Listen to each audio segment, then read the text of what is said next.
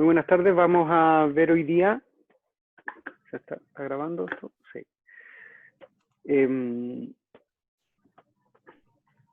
Delito de lavado de dinero y afines. Vamos a comenzar con los delitos de abigeato. Y ustedes, vamos a verlo por encima, pero ¿qué tiene que ver con la delincuencia económica? Pensará usted. Muy relevante para aspecto de la criminalidad económica. La actividad ganadera en Chile es relevante y claramente se produce una afectación del mercado en la economía con estos atentados, y también se trata de atentados contra la salud pública. Entonces, esto tiene de forma mediata o inmediata efectos en el funcionamiento del mercado. Entonces, pero lo vamos a ver por encima. Vamos a verlo con mayor detención a propósito de lavado de dinero. También vamos a ver la receptación y si alcanzamos hoy, si no mañana, vamos a ver lavado de dinero y criptomonedas. Sobre lavado de dinero y criptomonedas no tengo diapositivas. Tengo obviamente la clase preparada, pero no con diapositivas. Estas diapositivas yo se las mandé. Las de lavado de dinero y delitos afines.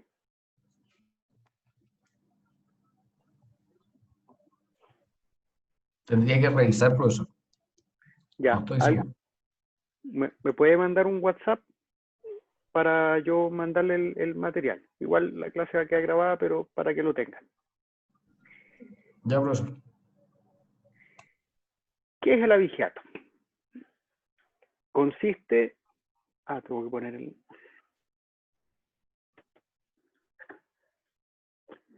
Consiste en un especial estatuto punitivo que agrava obligatoriamente la sustracción y beneficio de animales o partes de estos que sirven normalmente a un previo, y establece otras reglas especiales que contribuyen a facilitar la prueba del delito. Es decir, estamos hablando de ilícitos que en principio construyen el fundamento de su injusto sobre la base de delitos de apropiación con ruptura de la esfera de custodia que digan relación con animales. Pero inmediatamente también se protegen otros intereses colectivos, que son, por ejemplo, la salud pública, por ejemplo, la seguridad de las personas y también el funcionamiento del mercado. La redacción de estos tipos penales utiliza la técnica del delito de emprendimiento, similar a lo que sucede con el tráfico de drogas, por ejemplo.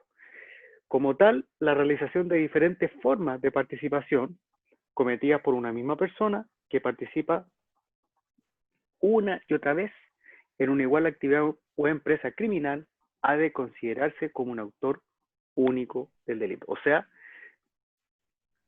ahí lo que se está diciendo, que tratándose de un delito de emprendimiento, todos los que intervienen en la calidad de autor. Todos los que intervienen, mejor dicho, intervienen como autores, sin importar cuál es su concreta colaboración en el ilícito. Todos los que intervienen como autores.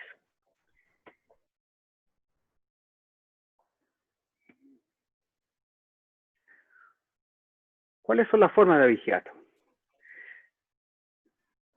Tenemos el abigeato entendido como un hurto o robo agravado, en el artículo 448 bis. El abigeato entendido como un hurto de hallazgo agravado, del 448 ter inciso final. Y me encanta abigeato como hurto de pelos, plumas, crines o cerdas, del 448 quinquies. Vamos a la primera forma del 448 bis.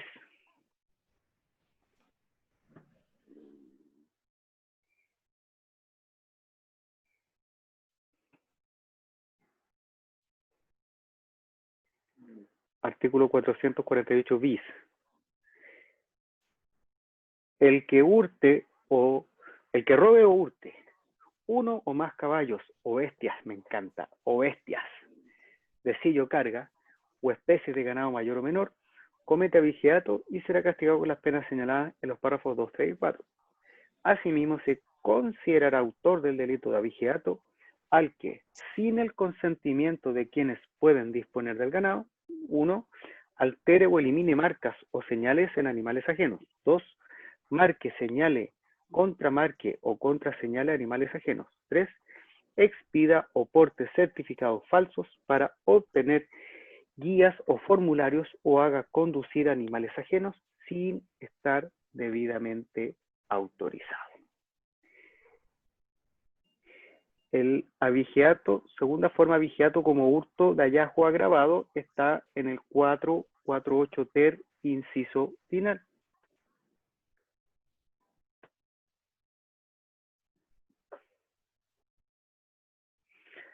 La regla del inciso primero de este artículo se observará también en los casos previstos en el artículo 448, que está, ahí se regula el hurto de hallazgo genérico, si se tratara de animales comprendidos en el artículo anterior.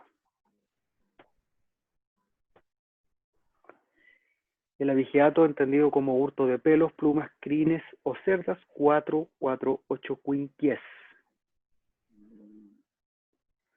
El que se apropiare de plumas, pelos, crines, cerdas, lanas o cualquier elemento del pelaje de animales ajenos por cualquier medio que ello se realice, será castigado con presidio menor en sus grados mínimo a medio. El abigeato comprendido como hurto o robo agravado. ¿Cuál es el objeto material? Según el 448 bis, inciso primero, tiene que tratarse de animales vivos y destinados al trabajo, la alimentación o la industria. La conducta típica la podemos desprender del artículo 448 bis, inciso segundo, y 448 ter, inciso 4. Son formas especiales de apropiación. Veamos el 448 ter, inciso 4.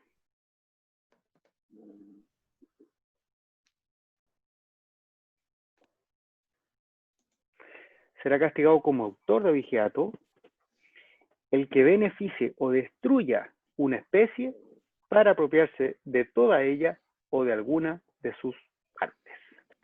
Se trata de formas especiales de... Perdón, ahí está las criptomonedas. Se trata de formas especiales de apropiación. Debido a su complejidad, se castigan como hipótesis de autoría consumada los delitos frustrados o tentados. O sea, no solo estamos frente a un delito de emprendimiento, donde cada intervención punible se castiga como autor, sino que además tenemos reglas especiales en cuanto al iter criminis, puesto que se trata de consumaciones, tratándose de tentativas o frustraciones. Aquí el legislador zanja la discusión a propósito de la expresión beneficio de animales, estimando que tal conducta es un acto de apropiación y no una forma de delito de daños. Por ejemplo, ya no solo apropiarse de un animal vivo, sino también aprovecharlos mediante su descuartización y posterior venta al menudeo. Penalidad. Para que entendamos la gravedad de la situación. Tratándose de un abigeato con resultado de homicidio, ¿cuál es la única pena aplicable? Esto fue objeto de reforma a propósito de la segunda ley de agenda corta contra la delincuencia.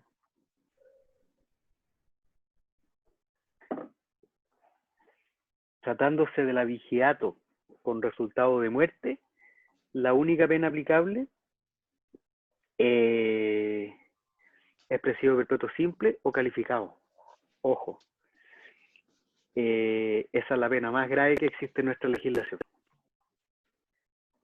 Entonces, tratándose del abigeato con resultado de muerte, la única pena aplicable es presidio perpetuo simple o calificado. Entonces, se trata de una agravación obligatoria de las penas corporales, multas adicionales como penas accesorias y comiso ampliado. En cuanto a las penas corporales, la sanción consiste en una agravación obligatoria de un grado, una vez determinada la pena que corresponde al hurto robo, aplicando las reglas generales. Sobre esta pena podrá aplicarse, no es obligatorio, una rebaja adicional de un grado. De aceptar el acusado, responderá según el procedimiento abreviado, lo que posibilitaría imponer la pena mixta de la ley 18.216, reduciendo un tercio el cumplimiento efectivo de la pena. Multa y comiso. Respecto de las multas, con independencia de la modalidad de abigeato, se aplica una pena accesoria de 65 a 100 UTM cuando el animal tenga un valor mayor a 5 UTM. En cuanto al comiso, la sentencia condenatoria por esta clase de delitos, juntamente con la agravación prevista, impone el comiso según la regla del artículo 31 del Código Penal, que es la regla general aplicable a este caso. Abigeato como hurto hallazgo agravado. Rompe la regla general del artículo 624 del Código Civil que se refiere a cosas inanimadas. Veamos el Código Civil. Artículo 624.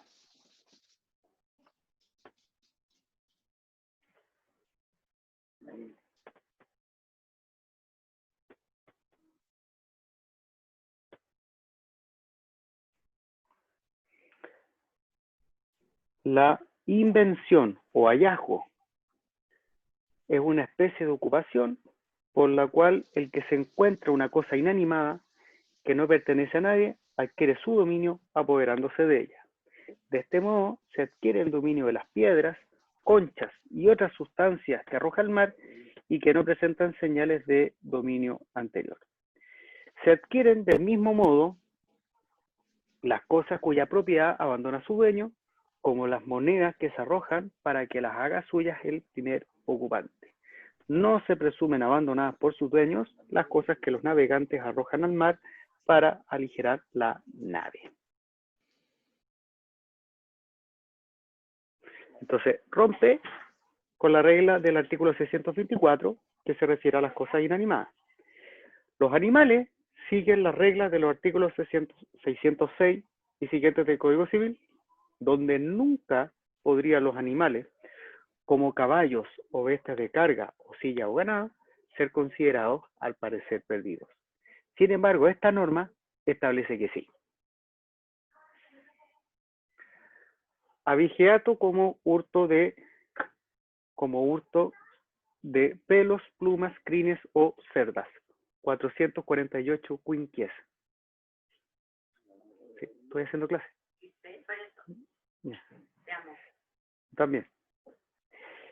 La especialidad de esta clase de apropiación está dada por el objeto material. La conducta se puede realizar por cualquier medio.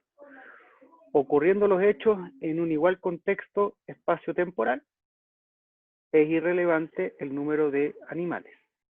La cuantía también es irrelevante y no se aplican aquí las reglas de los artículos 449 y 450 del Código Penal, que son normas que establecen reglas especiales a propósito del hipercriminis.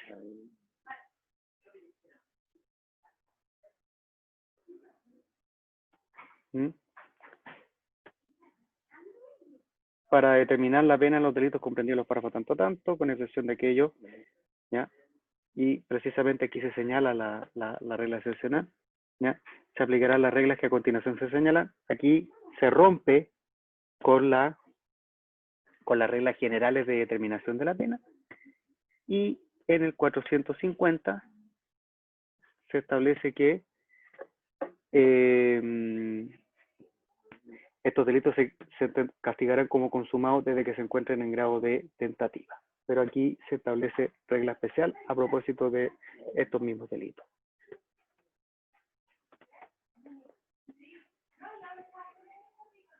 Ahora vamos a la receptación. 456 bis A. Esperen un momentito que voy a cerrar la puerta. Esperen un momentito.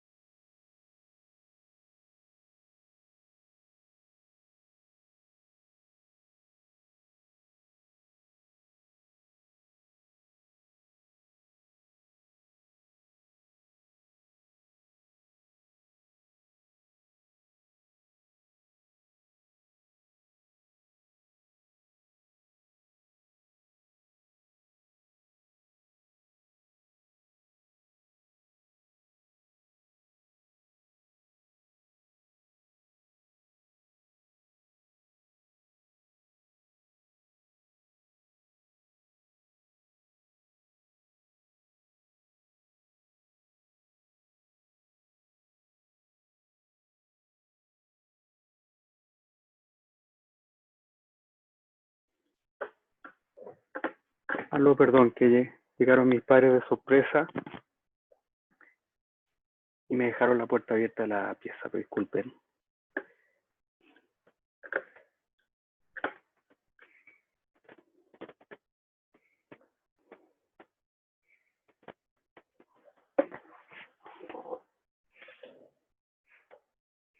Entonces, receptación 456 bis A.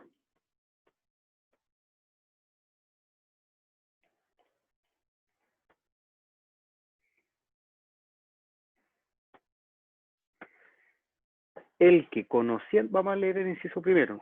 Ahí está la conducta típica. Pero básicamente, el que conociendo o no pudiendo menos que conocer el origen ilícito de un bien, o venda, arriende, enajene, etc.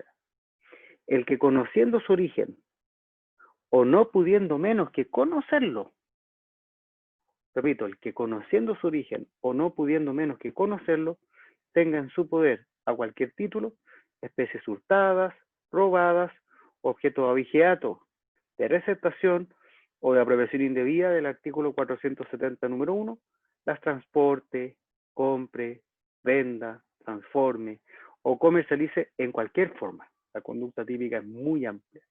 Aun cuando ya hubiese dispuesto de ellas, sufrirá la pena de residuo menor en cualquiera de sus grados y multa de 5 a 100 unidades tributarias mensuales. Es una figura específica, autónoma e independiente del delito del cual provienen las especies. El sujeto activo puede ser cualquier persona, menos el dueño de las cosas. El objeto material alcanza a las cosas hurtadas, robadas, u objeto también de apropiación indebida, abigeato o de la misma receptación. O sea, es punible, ojo, la receptación en cadena. Se permite la receptación en cadena, o sea, la receptación de objetos de receptación. Chuta. Por ejemplo, la venta minorista de objetos robados que un receptador mayorista ha recibido previamente. También es posible la receptación sustitutiva para cuando se trate de dinero proveniente de una apropiación indebida. Conducta típica. Es un delito de emprendimiento igual que el abigeato, con un objeto ilícito. En este caso, se trata de una actividad lucrativa, más o menos permanente, iniciada o no por quien es castigado, y en la que se participa una y otra vez. Se castiga al que de cualquier forma compra, venda, transforma o comercializa o tiene en su poder las cosas. Aspectos subjetivos. Aquí hay que diferenciar. Aquí hay una discusión a propósito del dolo eventual. Cuando se refiere al conocimiento y voluntad para la tenencia,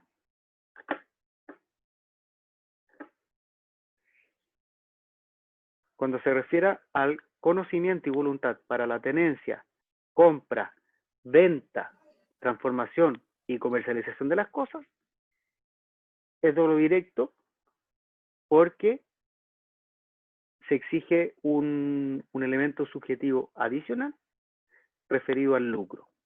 Entonces, en lo relativo al conocimiento y voluntad para la tenencia, compra, venta, transformación y comercialización de las cosas, dolo directo por la referencia al aspecto subjetivo adicional en relación con el lucro. Ahora, respecto al conocimiento de las circunstancias de proceder en los casos objetos de hurto, robo, abigeato o una receptación anterior, se dice, según la mayoría, que es admisible el dolo eventual. ¿Por qué? Por la expresión que utiliza el legislador, conociendo o no pudiendo menos que conocer. Entonces, a propósito del conocimiento de las circunstancias de proceder las cosas, objetos de hurto, robo o abigeato o una receptación anterior, dolo eventual por la expresión conocer o no pudiendo menos que conocer.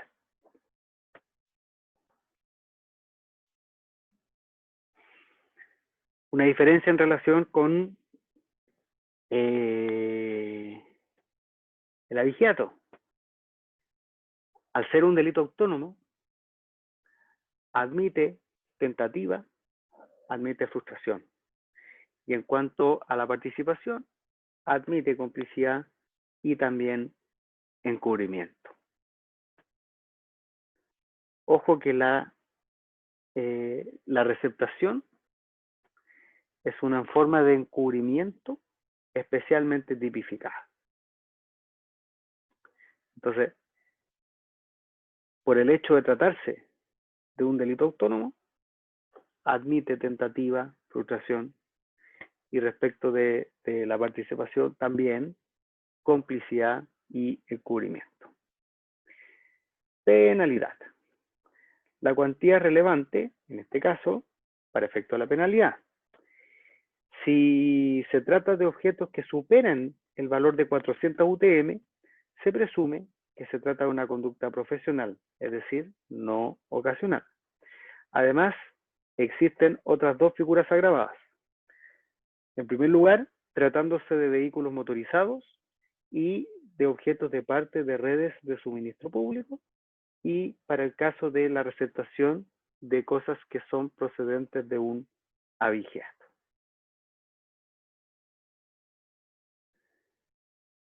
Blanqueo de capitales, lavado de dinero, artículos 27 y 28 de la ley 19.913.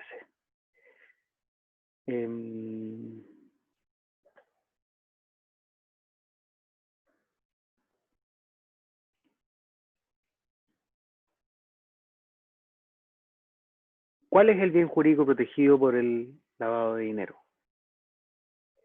Según la mayoría, es un delito pluriofensivo. Es súper discutido, pero referente a la administración de justicia, referente al funcionamiento del mercado, referente también a la intervención del Estado en la economía.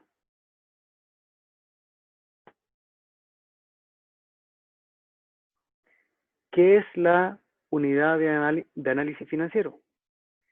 El organismo central de la prevención del delito es la denominada UAF. Su principal tarea es recibir los reportes de operaciones sospechosas de lavar dinero en sentido amplio. Básicamente, lavar dinero se trata de introducir dinero en la economía formal, dinero que es proveniente de una actividad ilícita. Y esa actividad ilícita es lo que se denomina el delito precedente. Y el listado de delitos precedentes es amplio, pero es un listado de número cerrado. La principal tarea de la unidad de análisis financiero es recibir reportes de operaciones sospechosas, analizarlos y remitirlos al Ministerio Público según corresponda. ¿Quiénes son los denominados sujetos obligados?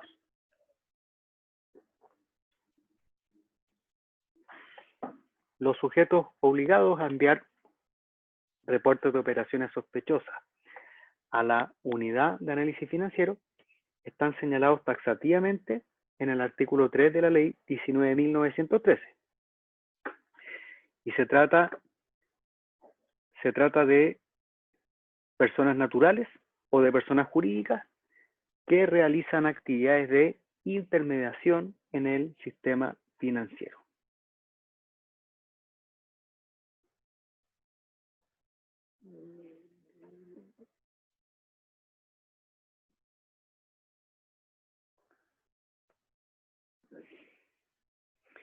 Artículo 3.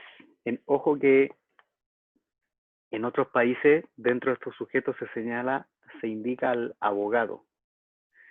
En Chile no es sujeto obligado el abogado, pero ojo que hay derecho proyectado y dicen que pronto va a ser ley. Y para efectos de la actividad del abogado, existen unas recomendaciones del Colegio de Abogados. Las personas naturales y las personas jurídicas que se señalan a continuación estarán obligadas a informar sobre operaciones sospechosas que adviertan en el ejercicio de sus actividades. ¿Quiénes son? Los bancos e instituciones financieras, empresas de factoraje, empresas de arrendamiento financiero, las empresas de securitización, las administradoras generales de fondos y las sociedades que administren fondos de inversión privados, las casas de cambio y otras entidades que estén facultadas para recibir moneda extranjera, las emisoras u operadoras de tarjetas de crédito, tarjetas de pago con provisión de fondos o cualquier otro sistema similar a los referidos medios de pago, las empresas de transferencia y transporte de valores y dinero, las bolsas de valores y las bolsas de productos, así como cualquier otra bolsa que en el futuro esté sujeta a la supervisión de la Superintendencia de Valores y Seguros.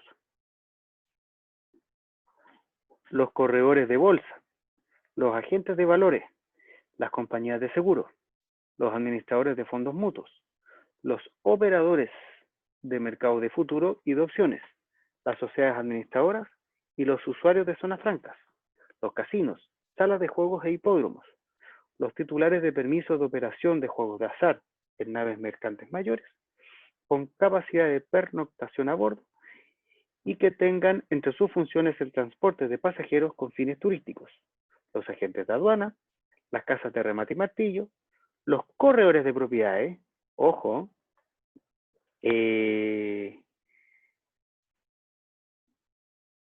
si los corredores de propiedades son sujetos obligados para reportar operaciones sospechosas, ¿por qué en la práctica no tienen modelos de prevención de lavado? Yo con todos los corredores con que he hablado, ninguno tiene.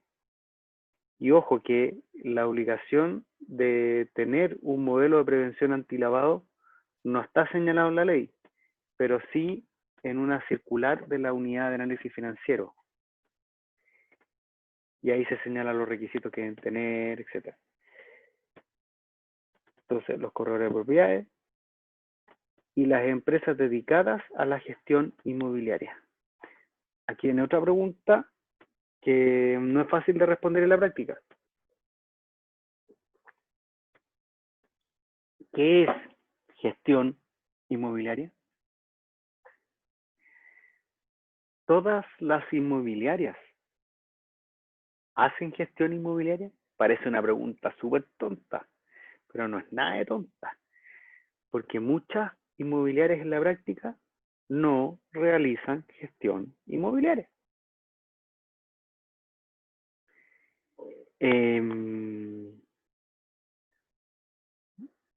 Confesarles una situación.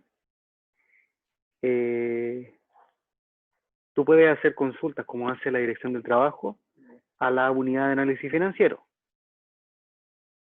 Yo hice una consulta de qué se entiende por gestión inmobiliaria, sin decir quién es mi cliente, pero que queríamos saber si podríamos o no estar sometidos a la obligación de realizar uno de estos modelos. Y la respuesta de la unidad de análisis financiero fue impresentable. Derechamente decía, señor abogado, 2 puntos, lea el diccionario. No quise seguir molestando, digamos, pero no todas las inmobiliarias realizan gestiones inmobiliarias. Mira quién viene ahora, los notarios. Los notarios son sujetos obligados y tampoco tienen modelos de prevención del lavado. Los conservadores, las administradoras de fondos de pensiones, las organizaciones deportivas profesionales, regidas por la ley 20.019, las cooperativas de ahorro y crédito, las representaciones de bancos extranjeros y las empresas de depósitos de valores regidas por la ley 18.876. ¿Qué se entiende por operación sospechosa? Se entiende por operación sospechosa todo acto, operación o transacción que, de acuerdo con los usos y costumbres de la actividad de que se trate, resulte inusual o carente de justificación económica o jurídica, aparente o pudiera constituir alguna de las conductas contempladas en el artículo 8 de la ley 18.314, eso es el financiamiento del terrorismo, o sea, realizada por una persona natural o jurídica que figure en los listados de alguna resolución del Consejo de Seguridad de las Naciones Unidas, sea que se realice en forma aislada o reiterada. Corresponderá a la unidad de análisis financiero señalar a las entidades a que se refiere este artículo las situaciones que especialmente habrán de considerarse como indiciarias de operaciones o transacciones sospechosas en sus respectivos casos. Para los efectos de la obligación señalada en el inciso primero de este artículo, las personas allí indicadas deberán designar un funcionario responsable de relacionarse con la unidad de análisis financiero. Según la terminología de las circulares de la unidad de análisis financiero, se llama oficial de cumplimiento. Dice, pero eso también es a propósito de la ley 20.393. En la ley 20.393, la terminología legal habla de encargado del modelo de prevención, pero es el mismo sujeto.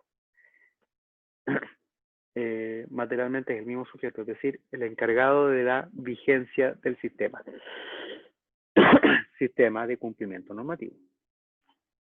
Las disposiciones legales, reglamentarias, contractuales o de cualquier otra índole sobre secreto o reserva de determinadas operaciones o actividades no impedirán el cumplimiento de la obligación de informar establecida en el presente artículo.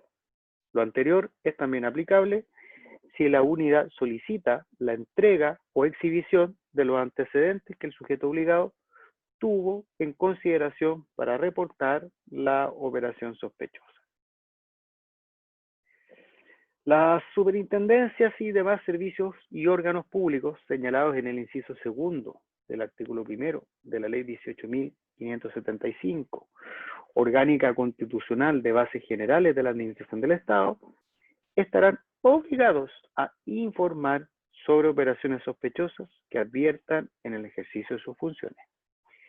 Sin perjuicio de lo anterior, estas entidades no estarán sujetas a las obligaciones contenidas en el inciso cuarto de este artículo y a lo dispuesto en el artículo 5 de esta ley, así como tampoco a las sanciones y al procedimiento establecido en el título 2 de la presente ley.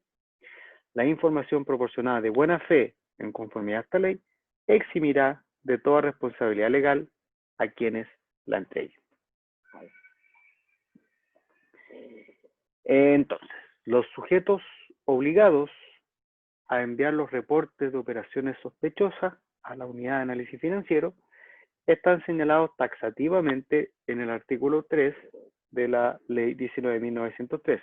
Esto es, personas naturales o personas jurídicas que realicen actividades de intermediación en el sistema financiero. Es un delito contra el orden socioeconómico. Dice relación con la intervención del Estado en la economía y con el funcionamiento del mercado. La ley exige reportar a la unidad de análisis financiero a través del Servicio Nacional de Aduana el porte de dinero desde y hacia nuestro país por un monto que exceda los $10.000 americanos. Esto nace, en principio,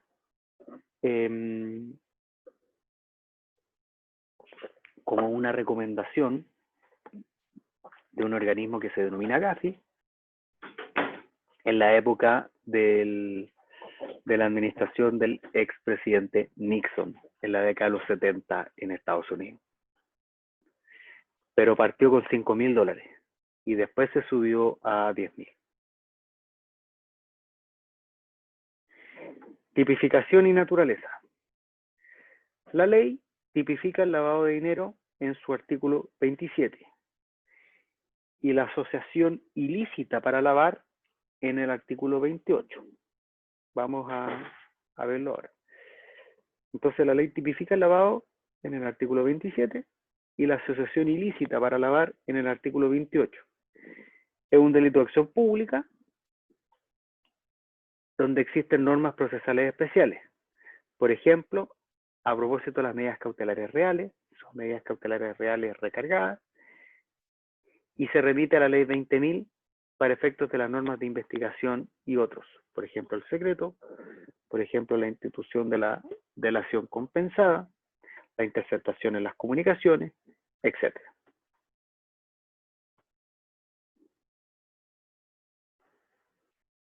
Sujetos activos. Sujeto activo puede ser una persona natural o una persona jurídica. Tratándose de persona natural, es un delito común que puede cometer cualquier persona, y tratándose de la persona jurídica, nos remitimos a lo estudiado a propósito de la ley 20.393, o sea, el sujeto, persona natural, que comete el delito base, en general se trata de aquellas personas que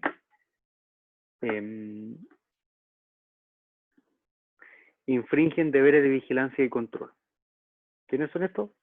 Los dueños de la empresa o persona jurídica, los controladores, los responsables de ella, sus ejecutivos principales, sus representantes y cualquiera que realice actividades de administración y supervisión.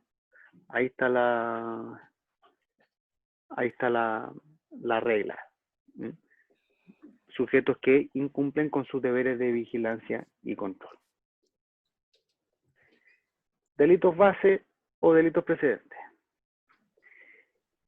Recordemos que lavar dinero consiste en introducir dinero en la economía formal, dinero que es procedente de una actividad ilícita.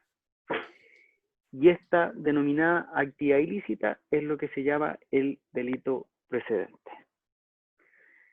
¿Cuál es el objeto material? Lavado de activos. Lavado de activos. Como una persona que abrió su micrófono, si lo puede cerrar, por favor. Sí. ¿Aló? Ay, ¿qué tal eso? ¿Aló?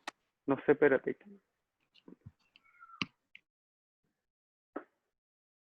Tengo que... A ver, ahí sí. El objeto material son los dineros o bienes que son lavados o blanqueados que deben prevenir directa o indirectamente de la comisión de algún delito base o precedente. Recordemos, introducir en la economía formal dineros que provienen de una actividad ilícita. Estos delitos se encuentran enumerados taxativamente, es un sistema de números cerrado, pero que entrega un catálogo que es bastante amplio. Y no sé si recuerdan cuando vimos la ley 20.393 que dijimos que es una ley mentirosa. Es una ley mentirosa porque los delitos base para la aplicación de la ley 20.393 es bastante reducida. Según algunos son 13 delitos, según otros son 14, si es que se agrega la asociación ilícita, 494 bis del Código Penal. ¿Y por qué decíamos que una ley mentirosa? Porque uno de los delitos base aplicables de la ley 20.393 es el lavado de dinero, el cual a su vez tiene un catálogo gigantesco de delitos base que están enumerados en la letra A del artículo 27. Y miren, por favor, el catálogo de delitos. Los delitos de la ley de drogas, los delitos terroristas, los delitos de la ley de mercado de valores, los de la ley general de bancos, sobre control de armas, prevaricación, malversación, fraude al fisco, negociación incompatible, tráfico de influencia, exacciones ilegales, cohecho pasivo propio, cohecho pasivo agravado, cohecho pasivo impropio. Miren, cohecho activo o soborno, es el cohecho del particular, artículo 250. Acuérdense, regla especial de comunicabilidad, el cohecho a funcionario público extranjero, la asociación ilícita, el secuestro, sustracción de menores, corrupción de menores, tráfico de migrantes, promoción a la prostitución, trata de personas, asociación ilícita para la trata y similares, estafa agravada del artículo 468, el fraude de subvenciones, el delito tributario, los delitos de la ley de propiedad intelectual, los delitos de la ley orgánica del Banco Central, los delitos aduaneros, la apropiación indebida, la administración del leal. Como ven, es un catálogo cerrado, pero bastante amplio. Y por eso decíamos que la ley 20.393 es una ley mentirosa, porque uno de los delitos base es el de lavado de dinero, y para que nos encontremos frente a la aplicación del lavado de dinero, a su vez también se contiene un catálogo cerrado de delitos que, como vimos recién, es bastante amplio. ¿Sí?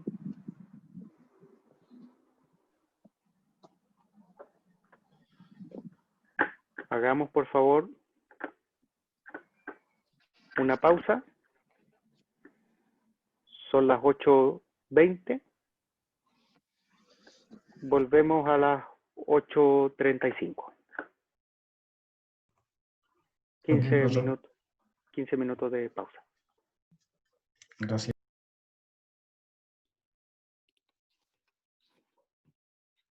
Hola. Volvimos.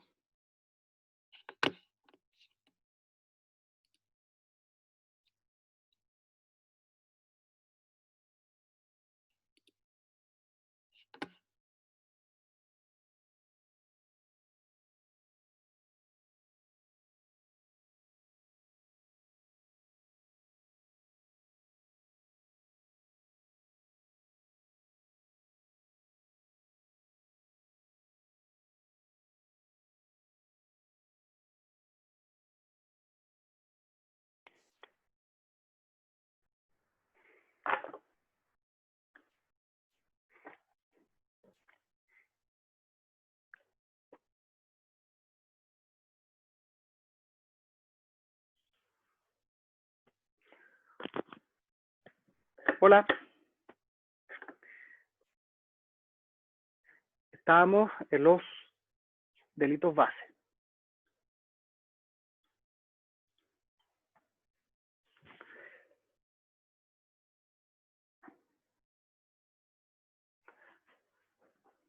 Respecto a los delitos base, tenemos que tener presente lo siguiente.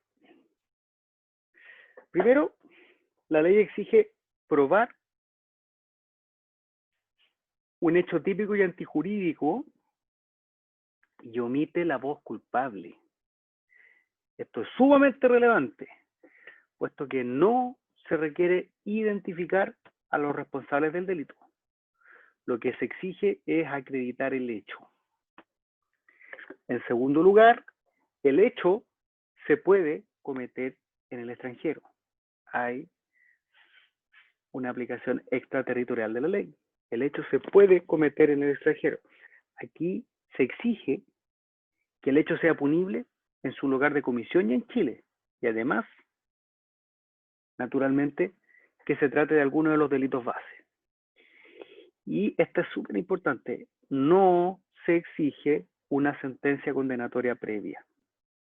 O sea, no es necesario que exista una sentencia condenatoria previa respecto al delito base.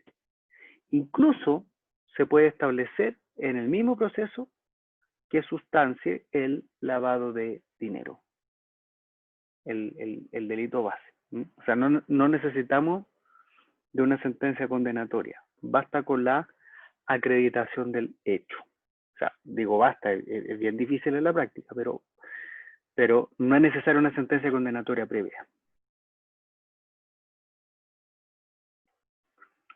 Modalidades comisivas. El lavado de activos busca ocultar o disimular la naturaleza, el origen, la ubicación, la propiedad o control del dinero y o de los bienes obtenidos ilegalmente. Implica introducir en la economía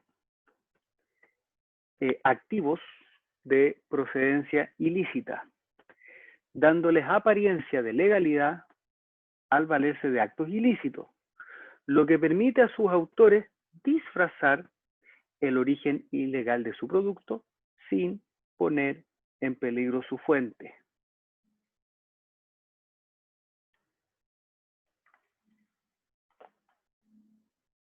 Este diagrama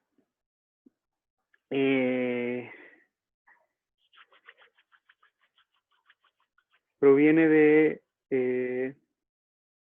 las circulares de la Unidad del Análisis Financiero para explicar la lógica de cómo se produce el lavado de dinero. Partimos de una actividad ilícita, delito precedente, de los mencionados en el artículo 27 de la ley 19.913. Seguimos en el apartado ilícito con la generación de dinero o bienes, y después viene el blanqueo mediante operaciones complejas y encubiertas, y después, ya dentro del contexto de lo lícito, la ocultación, la denominada colocación, la estratificación y la introducción del dinero en la economía formal proveniente de una actividad ilícita. Más específicamente, este es el diagrama de la explicación de la unidad de análisis financiero. Colocación, estratificación, integración. ¿A qué se refiere la colocación? El lavador introduce sus ganancias ilícitas en el sistema financiero, por ejemplo, depósitos en cuentas bancarias, inversiones en instrumentos financieros. ¿En qué consiste la estratificación? Dice relación con múltiples transacciones que separan los fondos de su fuente ilegal, dificultando su rastreo, por ejemplo, transferencias bancarias. Y la integración dice relación con la reinserción de los fondos ilegales en la economía. Los fondos aparecen como legítimos y pueden ser reutilizados. Por ejemplo, una red de empresas de fachada, compra de bienes raíces, compra de bienes de lujo. En la práctica, ¿cuáles son los sujetos? Vimos hace un rato quiénes son los sujetos obligados, pero en la práctica, dentro de estos sujetos obligados, ¿quiénes son los que se han visto mayormente expuestos? Los notarios, las casas de cambio y las automotoras. Y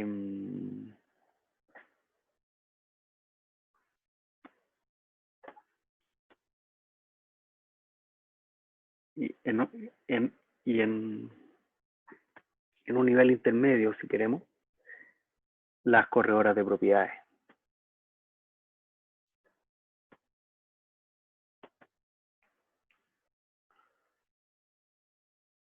Dicho lo dicho, ¿cuáles son las modalidades comisivas? Son 4. Primero, ocultar o disimular el origen ilícito de los bienes a sabiendas del delito base. Eso es lo que antes de leer la ley uno tiene en mente cuando piensa en el lavado de dinero. Ocultar o disimular el origen ilícito de los bienes a sabiendas del delito base. Segunda modalidad comisiva, ocultar o disimular los propios bienes. En tercer lugar, adquirir, poseer, tener o usar documentos de lucro con conocimiento del origen. Eso está en la letra B del artículo 27. Y cometer los dos primeros por negligencia inexcusable. O sea, hay lavado imprudente, pero a través de la modalidad de negligencia inexcusable, tratándose de ocultar o disimular el origen ilícito de los bienes a sabiendas del delito base, o ocultar o disimular los propios bienes. Tratándose de esas dos hipótesis, podría verse envuelto dentro del aspecto subjetivo la negligencia inexcusable. ¿Qué es ocultar o disimular? Como la unidad de análisis financiero me mandó a leer el diccionario, pienso que es oportuno entonces citar el diccionario. Debe entenderse una acción que busca esconder, tapar o disfrazar a la vista, por lo que el autor del delito debe de manera activa desplegar hechos sucesivos tendientes a esconder respecto de terceros el origen ilícito de los bienes, tratándose de activos, concepto que también se entiende amplio, es decir, referente a cualquier clase de activo, no en sentido solamente financiero. Los verbos rectores que usa la segunda modalidad del tipo son adquirir, poseer, tener o usar aquellos bienes referidos aquellos bienes referidos en la letra A del artículo 27. Estas son las conductas que pueden cumplir con lo dispuesto en la ley 20393 respecto a la atribución de responsabilidad penal de las personas jurídicas. Recordemos que sujeto activo puede ser tanto una persona natural como una persona jurídica. Aspectos subjetivos. Las conductas de la letra A, según la mayoría, admiten dolo eventual, a pesar de la expresión a sabiendas. Esto es súper importante. Por regla general, la expresión a sabiendas dice relación únicamente con el dolo directo.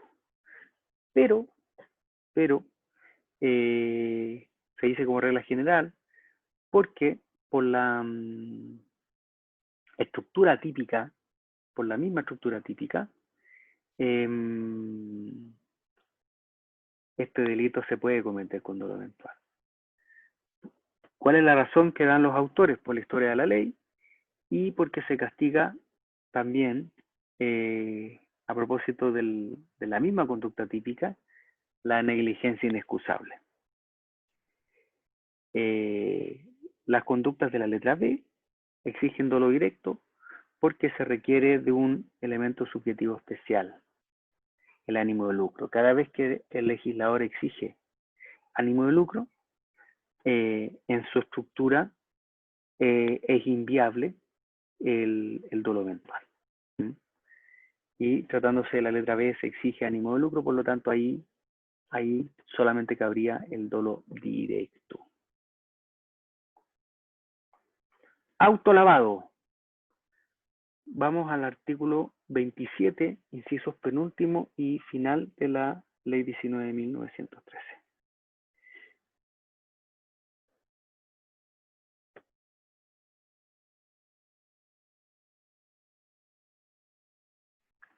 Artículo 27, incisos penúltimo e inciso final. Si el que participó como autor o cómplice del hecho que originó tales bienes incurre además en la figura penal contemplada en este artículo, será también sancionado conforme a esta. En todo caso, la pena privativa de libertad aplicable en los casos de las letras A y B, esto es súper importante, no podrá exceder de la pena mayor a la que la ley asigna al autor del crimen o simple delito del cual provienen los bienes objeto del delito contemplado en este artículo, sin perjuicio de las multas y penas accesorias que corresponden en conformidad a la ley. O sea, la pena no puede superar a la pena del delito base.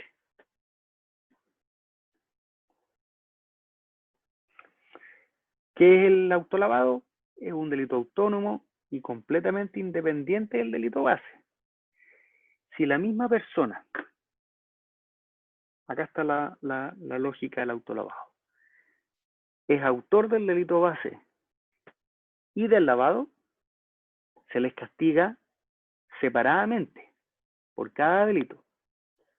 Pero la pena privativa de libertad aplicable no puede exceder a la pena aplicable, tratándose de pena mayor, del delito base. Eso no obedece a ninguna razón dogmática, es un motivo de carácter político criminal. Penalidad.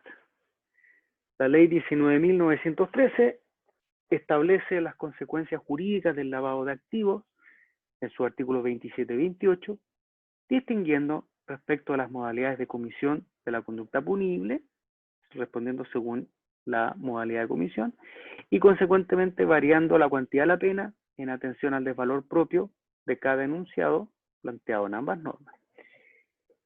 El artículo 27, en su inciso cuarto, establece un atenuante especial para las sanciones contenidas en él, señalando que se rebajará en 2 grados la pena en caso de que el autor o sujeto activo lavado no ha conocido el origen por negligencia inexcusable. O sea, ojo que recordemos que tratándose de un cuasi delito, se exige incriminación expresa y la regla lo que es el artículo 50 para el delito doloso, para la determinación de la pena base del cuasi delito está en el artículo 490, pero aquí hay regla especial. La regla, la regla especial para la determinación de la pena del cuasi delito de lavado se encuentra, escucho un ruido.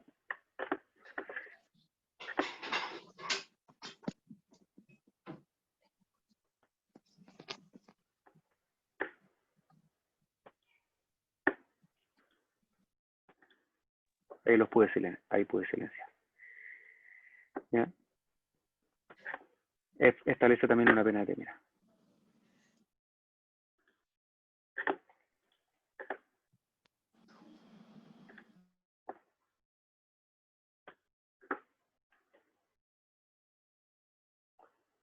El ya mencionado artículo 27 señala en sus incisos sexto y séptimo una regla especial que alude a una figura, al menos controversial en Chile,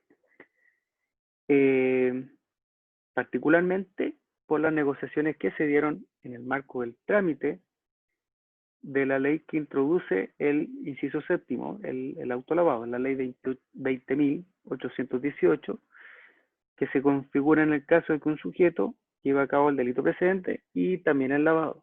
Esta es una reforma relativamente reciente.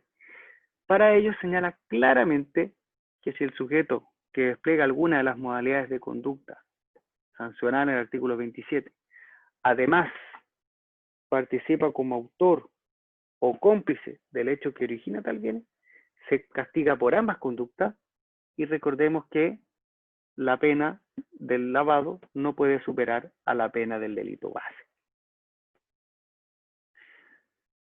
Como se dijo, para determinar esta sanción por ambas conductas ilícitas, agrega finalmente el artículo 27 que la pena privativa de libertad aplicable, en los casos de la letra A y B, no podrá exceder de la pena mayor que la ley asigna al autor del crimen o simple delito del cual provienen los bienes. Ahora vamos a pasar a las criptomonedas y lavado de dinero. Perdónenme por no alcanzar a hacer diapositivas de esto. Yo primero cuando estudio hago resúmenes a mano y después los resúmenes los paso a diapositivas. Estas se los compartí a Paulo. Me da un poco de pudor, pero es lo que alcancé a hacer, digamos. Y derechamente relacionado con el lavado de dinero está el tema de las criptomonedas. ¿Tuvieron acceso al archivo?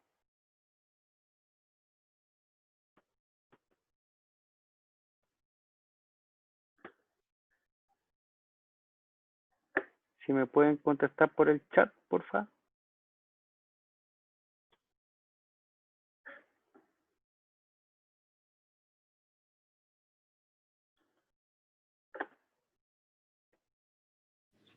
Sí, profe, lo reenviaron por WhatsApp. Ah, ya. Ya, se me entiende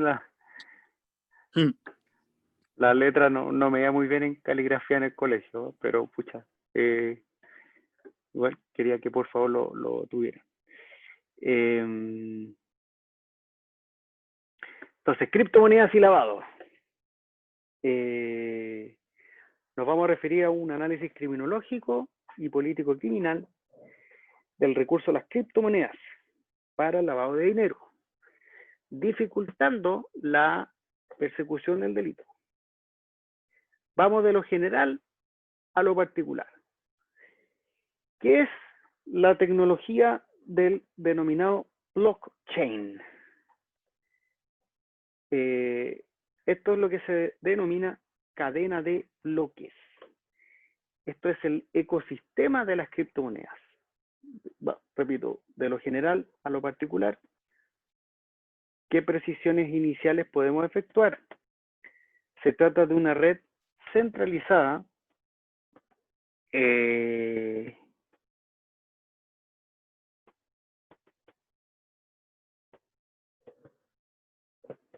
que es representada por un banco.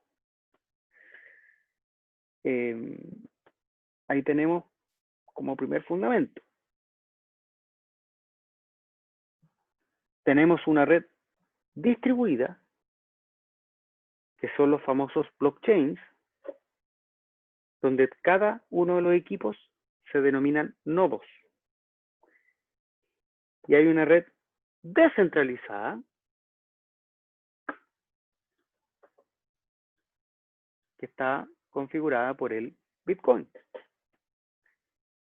Entonces tenemos una red centralizada, que es representada por los bancos, una red distribuida, que es representada por los denominados blockchains, y una red descentralizada, que se manifiesta a través de los Bitcoins.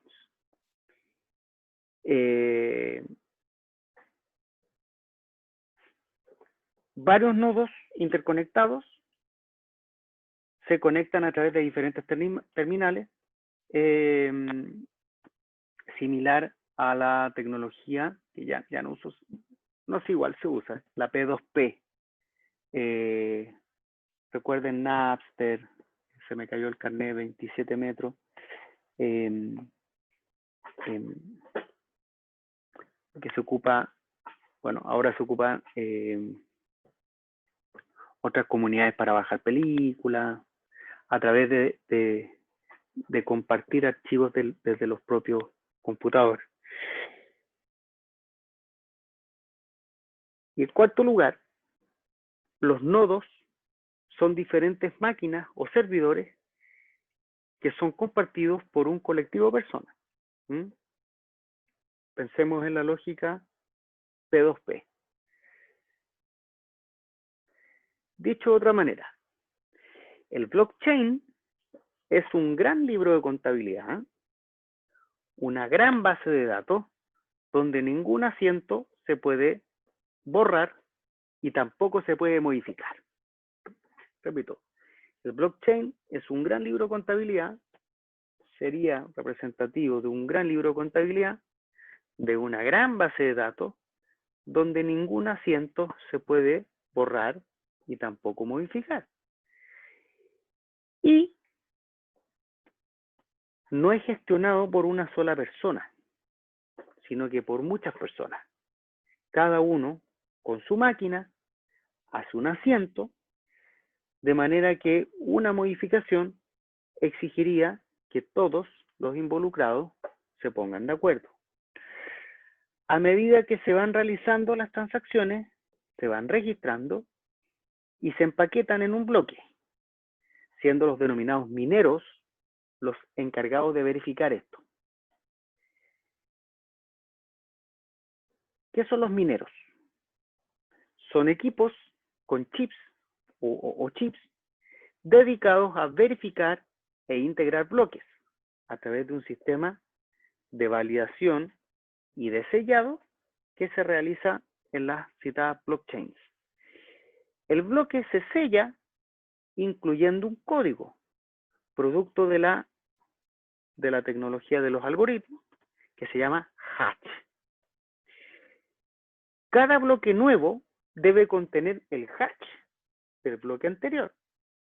Así, cada bloque nuevo posee todo el historial de la transacción. Va dejando huellas.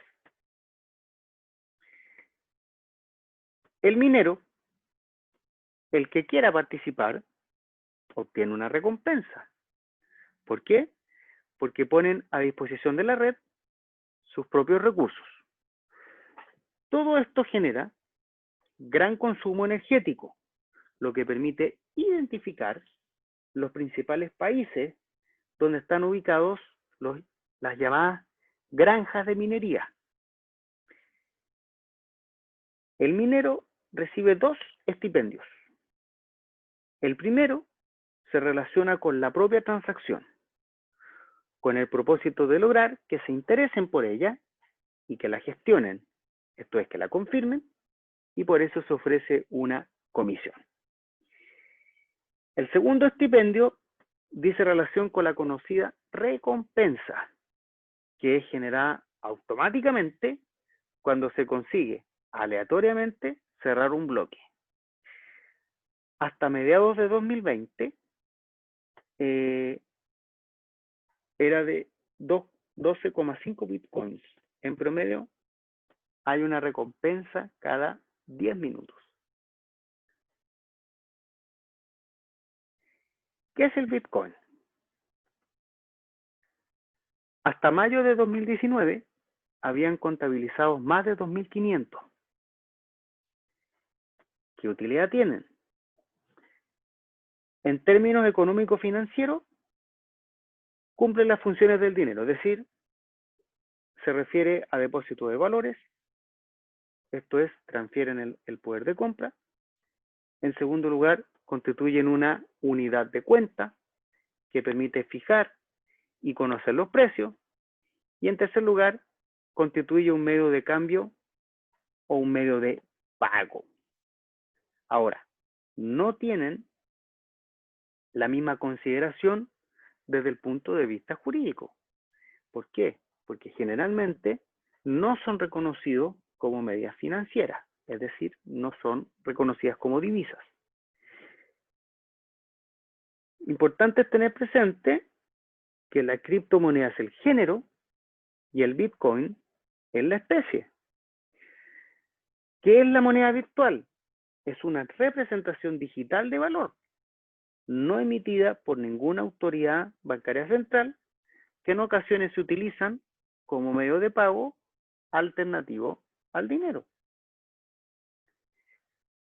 Aquí tenemos que tener presente la llamada quinta directiva de la Unión Europea, la 2018/843, de 30 de mayo de 2018, que la define de la siguiente manera: como una representación digital de valor, no emitida ni garantizada por un banco central ni por la autoridad pública, no necesariamente asociado a una moneda establecida por ley, que no posee el estatuto jurídico de moneda o de dinero, aceptada por personas físicas o jurídicas como medio de cambio, que puede transferirse, almacenarse y negociarse por medios electrónicos.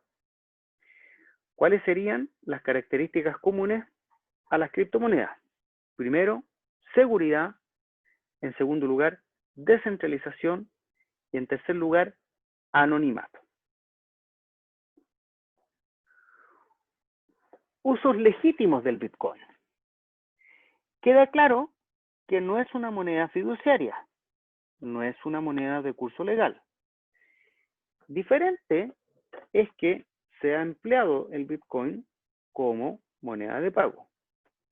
Por ejemplo, en Japón, desde abril del 2017, por ley, se reguló expresamente como medio de pago. Las empresas que jueguen en este ámbito deben estar registradas, se exigen ciertos requerimientos mínimos de capital, deben cumplir con las leyes contra el blanqueo y deben proteger las cuentas de cada usuario por separado. Además, por ejemplo, en la Unión Europea se utiliza como medio de cambio y de pago. La quinta directiva de 19 de septiembre de 2018 en materia de prevención del blanqueo y de financiación del terrorismo se establece como su marco base. En este sentido, ¿cómo debería ser el régimen tributario del Bitcoin si es que lo regulamos expresamente?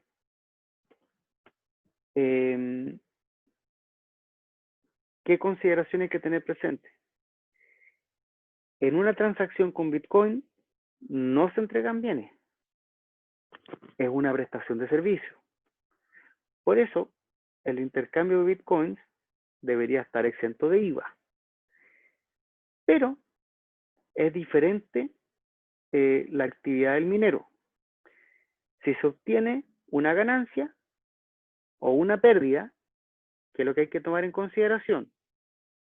La actividad del minero, la actividad de prestación del servicio y la actividad del usuario que compra.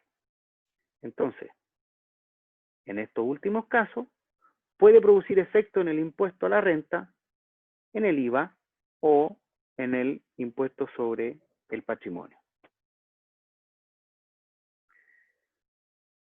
Ahora pasamos al uso delictivo de la criptomoneda.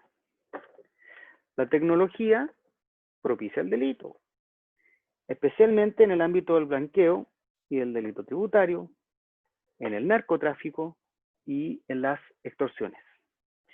Y por diferentes motivos, por su anonimato, por la rapidez en la transacción, por su no presencialidad y por su transnacionalidad.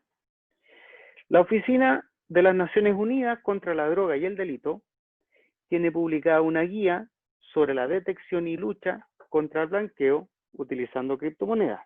Ya está disponible en su página web. ¿Cuáles serían, tomando en consideración esta guía, los riesgos del Bitcoin respecto al blanqueo? Primero, facilita las relaciones entre clientes no presenciales.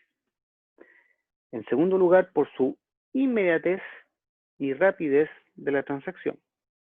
En tercer lugar, permite mayor anonimato.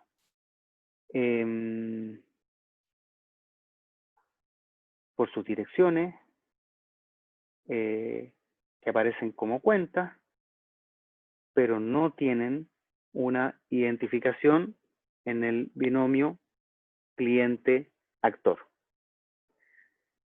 En cuarto lugar, no es posible aplicar, como en el lavado de dinero, dentro de los modelos de prevención de la Ley 19.913, se tiene que establecer dentro de los protocolos de actuación para evitar el lavado las denominadas políticas conoce a tu cliente.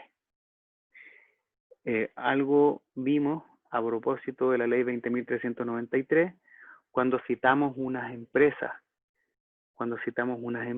que se dedican a revisar bases de datos internacionales. Citamos, no sé si recuerdan, una que se llama WorldCheck. Entonces, dentro de las criptomonedas no es posible aplicar la medida por las características señaladas de estas políticas conoce a tu cliente. Afectan todas las medidas antilavado respecto al binomio autor reporte de operación sospechosa. Además, facilita la denominada etapa de colocación. La apariencia de licitud hay que reinterpretarla para poder aplicar el lavado respecto a las criptomonedas. Como es difícil vincular a un sujeto concreto, ¿qué sucede? Por ejemplo, ¿cómo opera el comiso? Además, no hay un órgano de control central y es más rápido el avance tecnológico para oscurecer la actividad que el necesario para prevenir el delito. ¿Qué es la Deep Web? La llamada Internet oscura. En la Deep Web, la Internet profunda, se encuentran contenidos que no pueden ser indexados. En la Internet oscura, la Dark Web, se encuentran contenidos que no quieren ser indexados, y aquí se ubica un navegador llamado Tor. Se trata de una red clandestina que oculta direcciones IP verdaderas, envueltas en numerosas capas de cifrado. Todo lo anterior lleva a concluir que el anonimato que proporciona el Bitcoin hace innecesaria la fase de encubrimiento u ocultación del blanqueo por la propia característica del medio. Recomendaciones internacionales, GAFI, recomendaciones de la GAFI, el Grupo de Acción Financiera de 2014-2015, actualizadas en el 2018. Para evaluar el riesgo de lavado de una moneda virtual convertible es fundamental. Primero, referirnos a que sean centralizadas, es decir, aquellas que tienen un administrador como autoridad única, o es mejor que sean descentralizadas. Si son descentralizadas, existe mayor riesgo, como vimos, por el anonimato y por los desafíos en la identificación del participante. Esta discusión es similar, no quiero poner pelo en la sopa, pero es similar a la discusión que se da en el ámbito de la marihuana. Si legalizamos la marihuana, estadísticamente va a haber menos delincuencia. Hay estudios a favor y estudios en contra. Hay una página web que es coinmarketcap.com, donde se establece una tabla de las 100 principales criptomonedas, según la capitalización del mercado. Por lejos, la más importante es Bitcoin. Que aproximadamente es, su valor es de 168 billones de dólares. Para que entendamos a qué nos estamos enfrentando, en Chile el Producto Interno Bruto es de 64 billones de dólares. O sea, solamente Bitcoin supera con creces el Producto Interno Bruto de Chile. ¿Qué otras monedas hay? Ethereum, XRP, llamada Ripple, Bitcoin Cash y Tether. Hay muchísimas más. Apuntan que hay que centrarse en los nodos, mineros y servidores de cambio, servicios de cambio, no en los usuarios finales, porque son los puntos de intersección que proporcionan la información. ¿Qué se recomienda en la GAFI? La coordinación entre las autoridades nacionales para que coordinen las evaluaciones de riesgos de productos y servicios de monedas virtuales. Para optar a operar como servicio de transferencia de dinero o valores, Western Union, etc., debe hacerse bajo licencia, puesto que permite el monitoreo de cumplimiento de las medidas antilavado. Otra recomendación, someter a evaluación de riesgos previa el lanzamiento de nuevos productos financieros basados en nuevas tecnologías. Otra recomendación, limitar las cuantías de las transferencias electrónicas nacionales y extranjeras, las transfronterizas, e identificar a los contribuyentes. ¿Cómo? Identificando cuál es el sujeto ordenante, las instituciones financieras que intervienen, las instituciones financieras que sean receptoras de la transferencia. Consideraciones específicas en relación con el lavado de dinero. La propia compra de criptomonedas es una excelente vía para blanquear dinero. Existe una tendencia imparable hacia la tokenización de bienes y servicios, desde que cualquier cosa se puede convertir en un cupón o en un vale. Además, nunca hay que perder de vista la transnacionalidad unido a la disparidad de las diferentes jurisdicciones. Las ofertas iniciales de los llamados tokens, a diferencia de las OPAs, no están sometidas a ningún control.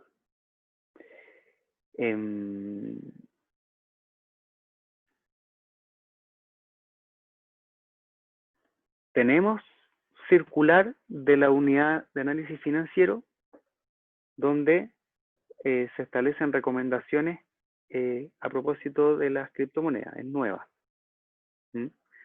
Pero hablando del proyecto de ley que aumentaba el círculo de sujetos obligados a estos reportes de operaciones sospechosas, también vienen propuestas a propósito de las criptomonedas.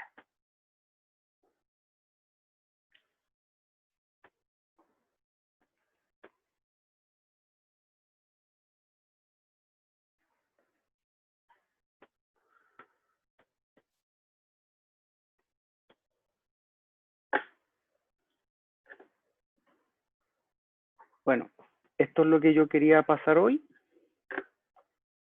Mañana me gustaría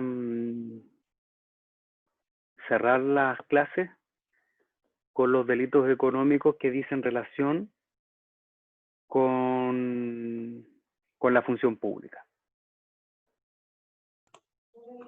Profesor, ¿partimos a qué hora mañana? 9:30. Bueno, mejor porque cuesta el sábado levantarse. Sí, 9:30, buena hora. Ya, Sí, súper. profesor. Gracias.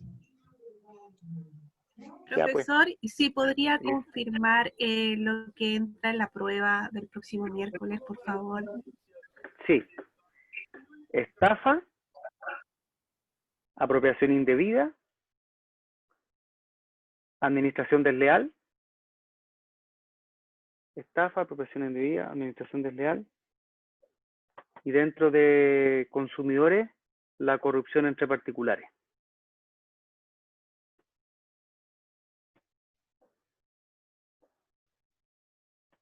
Estafa, apropiación indebida, administración desleal. Y dentro de mercado de consumidores, corrupción entre particulares.